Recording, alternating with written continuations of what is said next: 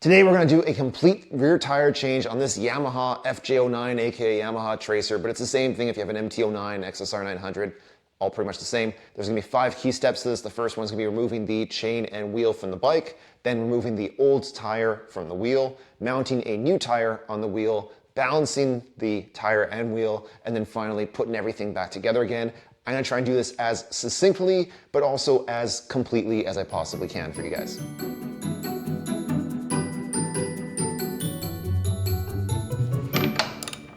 Your rear axle may be torqued to 108 foot-pounds, so grab a 27mm bit and something to act as a breaker bar and just loosen that off.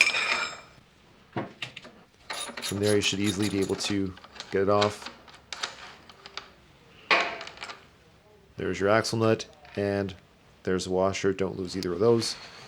Then just poke that axle through, come to the other side, support the wheel from underneath and pull that axle out. For your chain, you can pretty much just lift it up. I like to put on a cloth just so I don't scratch up my swing arm or make a mess of it. From here, grab a 4mm hex key. We're going to remove our ABS sensor just to avoid damaging it. So you just loosen that nut out and then you just pull straight out and that's your ABS sensor. Then I removed a piece of 2x4 that I had supporting the rear wheel.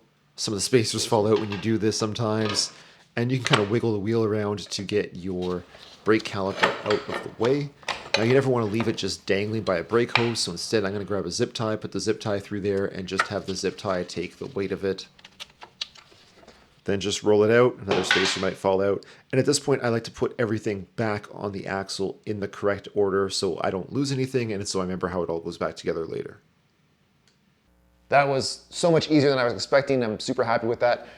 Yeah, for the next step, we will be taking that tire off the wheel. Now, full disclosure, some people will just bring the whole wheel with the tire into their local motorcycle shop and have them just replace the tire. Savings-wise, that's a good way of doing it. But if you want to be like me and replace your tires yourself, here's how we do it.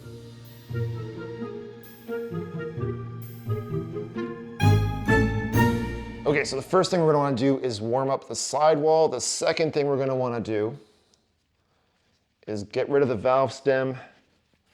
Use a little tool here.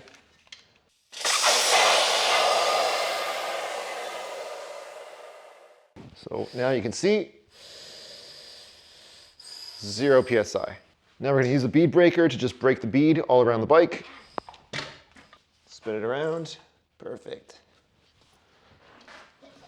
Easy peasy. Then we'll flip it over. Do the other side. There we go.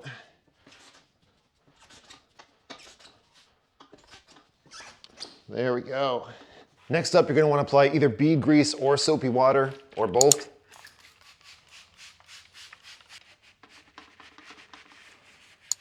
Then we're going to mount the duck head and position it at around 6 o'clock. And we're going to install this wheel rotation block, which stops it from spinning. And now we're going to grab this tire iron and place it over the nose of the duck head. We can cheat a little bit to help by using one top part down.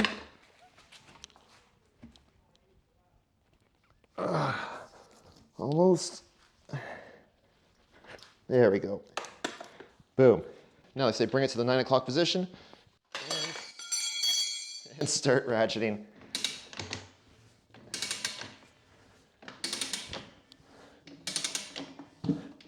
There we go.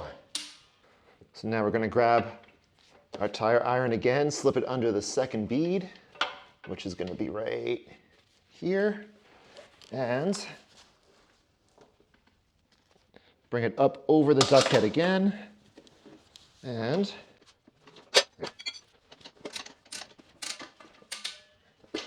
boom.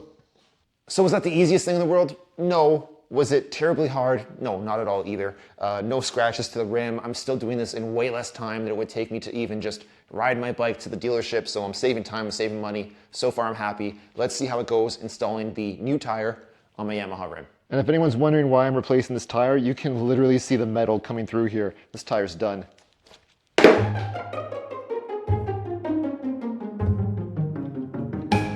The 3 most important things that we can do right now is 1, we're going to apply a lot of lube. 2, Pay special attention to the tire rotation arrow that tells you which direction the tire is supposed to spin in, and make sure that you're mounting it on the wheel the correct orientation. And 3, this yellow circle should be in line with the valve stem. It'll make balancing our wheel a lot easier later on down the road.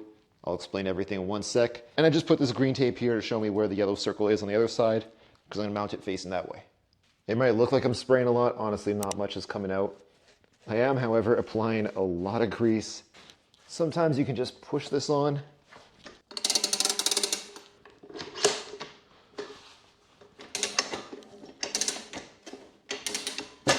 There you go. Okay, so we're going to be putting the duck head at 12 o'clock, roughly. We're going to be making sure the tire is down behind the duck's head, but covering his backside. We're going to make sure that our arrow for where our circle is in line with the valve stem. And now, to make life easy for ourselves, we're going to install one of these little clamps there to help hold everything in place. And as usual, bring the ratchet to 9 o'clock, start ratcheting, and I'm just going to hold this down over the duck head.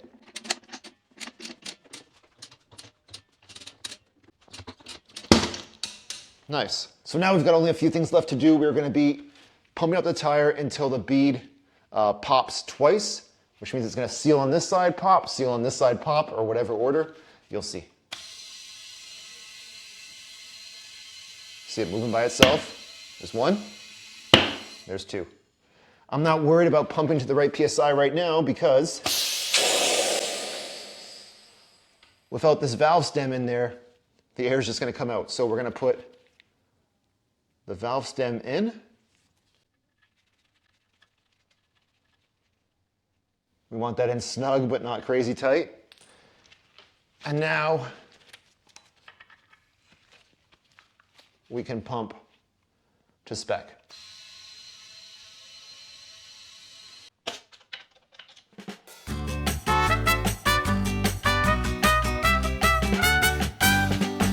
Okay, recording indoors because air conditioning. All I've really done since is I have taken the rear rotor out. So basically lie this down, pull it out, just lifts right out. You'll also take these things out with you. You might be tempted just to install this on your motorcycle. Please don't do that. You're gonna have a really bad time, especially at higher speeds. It is not balanced the way it is. So we gotta balance it and then you'll be able to take it to highway speeds without weird vibrations, without wearing your tire wrong, without having serious consequences to your handling. Let's talk about how that works using this balancer from Black Widow Pro. I'll do a more detailed how to use a wheel balancer video later, but the first thing I want to do is remove any wheel weights off the wheel. They could look like these or be silver. You should also make sure your balancer is set up on a level surface. I use this little level and the adjustable feet under my Black Widow Pro balancer to set everything perfectly. Right now what's happening is the wheel is spinning back and forth, and eventually the heaviest part of the wheel is just going to settle at the bottom and the wheel will stop spinning, so we're going to wait for that to happen. Okay, now the wheel has stopped spinning, so we know that up here is the lightest part. That's where we're going to add some weights to try and make the light part weigh the same as the heavy part and balance the wheel. So I've added some weights on. I'm not peeling off the adhesive, I'm just using tape to hold it in place until I know exactly how much I need. Once I have my weight on, I'll bring it back to 3 o'clock or 9 o'clock and let go. If the part of the wheel with the weights starts going up, that part is still too light. If the part of the wheel with the weight starts going down though, I may have added too many weights and I may need to take some off.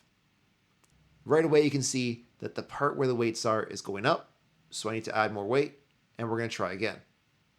Now I've added a couple more weights. I'm going to bring the wheel back. Let's see what happens. This time, things are almost perfect. I think we nailed it.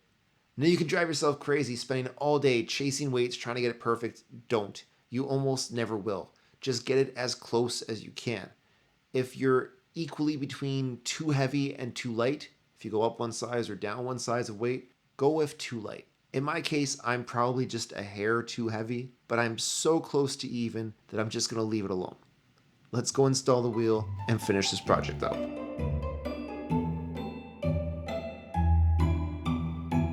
Okay, so let's pop these back in here. First thing I'm going to do is put the spacers back into the tire, then just line the chain up back in place. support the tire from underneath, and I use a little piece of 2x4 that's been cut off on the edge just to kind of help it get the right size. Now I'm clipping off that zip tie and I'm reinstalling the brake caliper, and we can start putting the axle through. You probably want to support it from underneath to line it up straight, and it's actually not that hard at all. You just kind of push it. There you go. And on this end, you're going to grab that washer, grab that axle nut, start to tighten it up. Now I'm grabbing a torque wrench. A torque wrench lets you set how tight a nut is going to be screwed in place, basically. So that way you're not doing too loose where it risks coming off, or too tight where you risk stripping things. So I'm setting this to 108 foot-pounds of torque because that's what the manual calls for. Then you're going to see that once I hit that level, you're going to hear a loud click, and that means I should not be screwing it in anymore. So here it goes.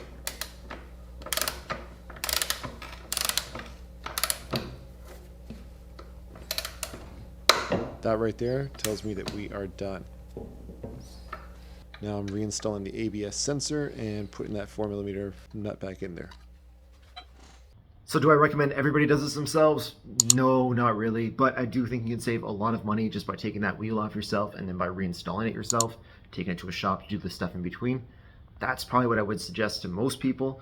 If you found this video informative, helpful, whatever, please do me a solid, hit that like button. Really appreciate you guys' support. And if you want to see more Yamaha service videos, I'm going to be doing a oil and filter change, clutch cable change, and a brake fluid flush on this bike. So hit subscribe if you want to see that. Thank you guys so much for watching. Ride safe, but have fun.